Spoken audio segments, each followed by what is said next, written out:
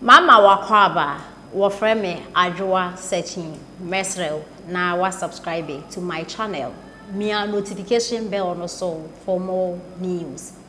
Ebusuan fofie ni fie TV ewo Facebook okasa de ma EDPP amayoku na ode ensem bia betudwa a enkrawe eko ede ema Kayayei a omosua niama omofri northern region ebesua niama ewo Ashanti region na Accra na Nimpatem o kire se this time around 2024 about to eba betu musua nyansa o man pedida da John Dramani Mahama of northern region, His Excellency Vice President Dr. Bawumia of northern region. Abraham man pedida da John Dramani Mahama president or pese Kayayei sanso to abano manono or the pan and a best share monsa se monje na mon koso sua niama na mo apempemi tai mo de adwumaden na monye Vice President Dr. Bawumia so also some more this adwuma no munjaya na bonye because adwuma bone nti se kro no wo ye adwuma na wonsa ko wa no eye na emom no wo bewia mbo akodeda baabi a se bi orifu bi ne mo bededa anyenye mu emfaso nkosi so no emfaso maso no wesi dan amamu eye dan keto akra wa adenta dan no eye fankasa His Excellency the Vice President Dr. Bawumia sisa dan nti se wa adenta de Kayayei why are the papa fie TV HSA Kayayei Mwa moshe na munchusu 2024 abatui why na moto abama no de o ma mon pan anase de o si dan e de e ma bo yenti ensem afi ni TV e de etudwa o ma chere se mo man no hodo ene Mrs. Mahama wonu kunu na kokan ndi wo fa wo de ne bra wo se mo yade wa fa ba e be pem ne wa da so je Eji papa we be catch o say ase o ye no hu dua broni za so pe wasem chen obi a o dada wa mo de afel fe enu na ye makwan ye mpene say ye nim no kure say da ho na afa ye nkan ya no enye de entum no ye mpene o tom emma bibisa entimi enkoso eji former president oba obi anka se kan wanu tum na so be kasa ase bi eto former na ebon de o kan wanu tum I think say kebeboa we dey ye futu dey father say His Excellency the Vice President of the Republic Dr. Bawumia 2025-7 ubekobi na he will be sworn in as the president of the Republic by the time 27th February no a president elect because one kasa wujitum say adwuma de omayebi obetena so for good 4 years the a year legacy a wudi ja Kayayei sabi unuanu mo mfiri ka okra de you should have thought of them more o ka kira o mo say Kayayei no de obemo o ma yewu na obemo mo pan ampa wo de pan ebe che wo mo ebodwa e ma ye behwe o enu tu die pan ene da ho no se me boa someone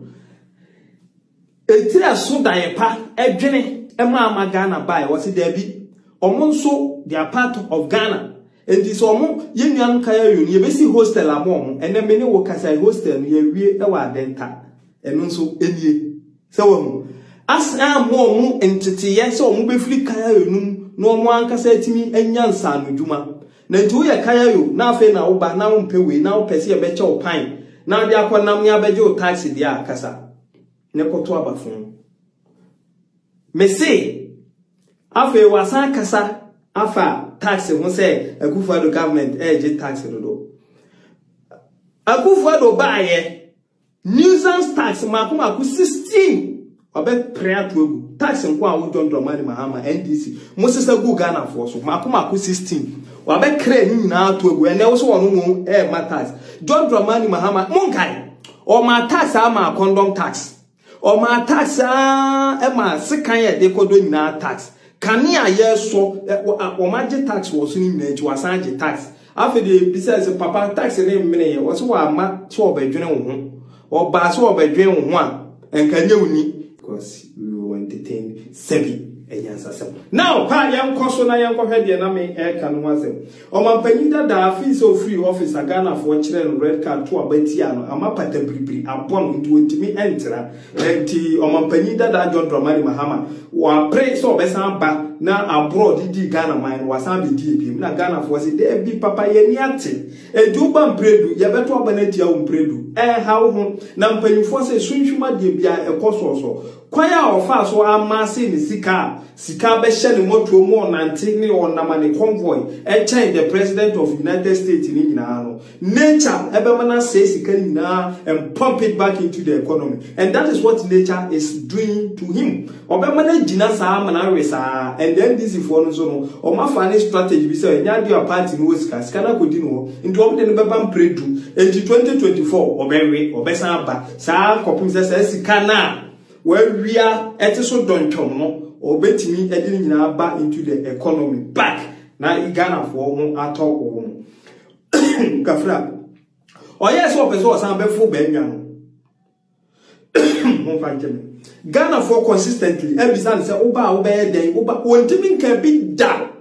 Now say Ghana for say papa oh higher subwa. Can you Oba be any shame because papa not so na go for do ne Bawumia. They are doing wonderful job and if you want to beat them there, then you must go the extra mile. Amfo so na kyerɛ nto aso sɛ amfo na kyerɛ nto aso de anyame ayi wadom wo watimi aba be di mampani da nti wonuma a wo be ye no ɛne ye hwɛ so ɛde amaake wo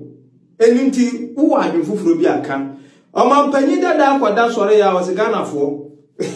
mo de mo ma me ba de meye ni medi no korɛ ama mo de mo ma me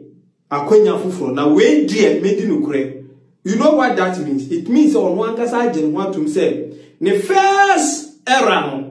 he was corrupt, and this time he wants a second chance to be faithful to us. And a Ghana force there be any remedial school na wa kwa aba betro ye no we go o kwatina se biem afa de na anu sorry ya o so oba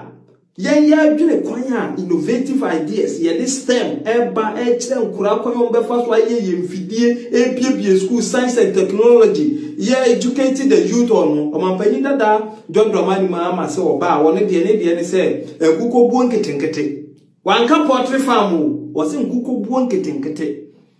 ntu be ya nkukwo ye mankuko numa is enough ko no ndo ofa ne mankuko Dubai na ne be di ne be bia on to Mercedes Benz E-class emma no wo de akonya akukọ